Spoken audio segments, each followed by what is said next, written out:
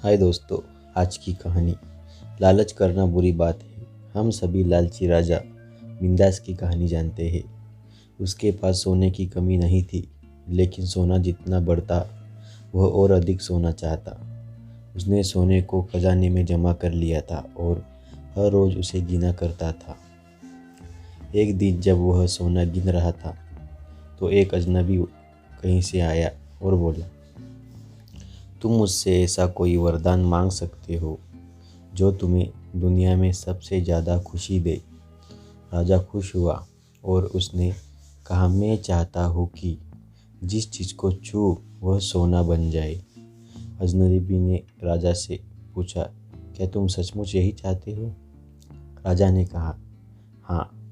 तो अजनबी बोला, कल सूरज की पहली किरण के साथ ही तुम्हें किसी चीज़ को छूकर सोना बना देने की ताकत मिल जाएगी। राजा ने सोचा कि वह सपना देख रहा होगा, यह सच नहीं हो सकता। अगले दिन जब राजा नींद से उठा तो उसने अपना पलंग छुआ और वह सोना बन गया था। वह वरदान सच था। राजा ने जिस चीज़ को छुआ वह सोना बन गई। उन्होंने खिड़की के बाहर देखा और अपनी नन्ही बच्ची को खेलते पाया। उसे अपनी बिटिया को यह अजूबा दिखाना चाहा और सोचा कि वह खुश होगी। लेकिन बगीचे में जाने से पहले उसने एक किताब पढ़ने की सोची। उसने जैसे ही उसे छुआ वह सोने की बन गई। वह किताब को पढ़ न सका। फिर वह नाश्ता करने बैठा। जैसे ही उसने फलों और पानी के गिलास को छुआ वे भी सोने के बन गए।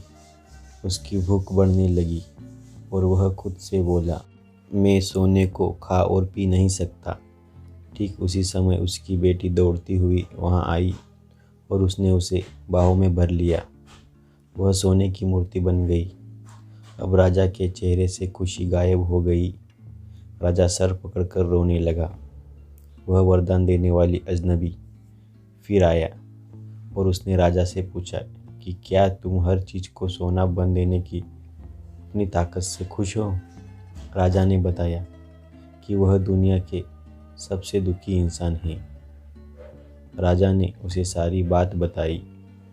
अजनबी ने पूछा, अब तुम क्या पसंद करोगे, अपना भोजन और प्यारी बिटिया या सोने के ढेर और बिटिया की सोने की मूर्ति?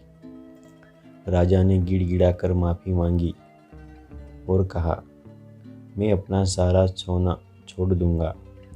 मेहरबानी करके मेरी बेटी मुझे लौटा दो, क्योंकि उसके बिना मेरी हर चीज़ मूल्यहीन हो गई है। अजनबी ने राजा से कहा, तुम पहले से बुद्धिमान हो गए हो। और उसने अपने वरदान को वापस ले लिया। राजा को अपनी बेटी वापस फिर से मिल गई और उसे एक ऐसी सीख मिल गई जिसे वह जिंदगी भर नहीं भूल सका। धन्यवाद।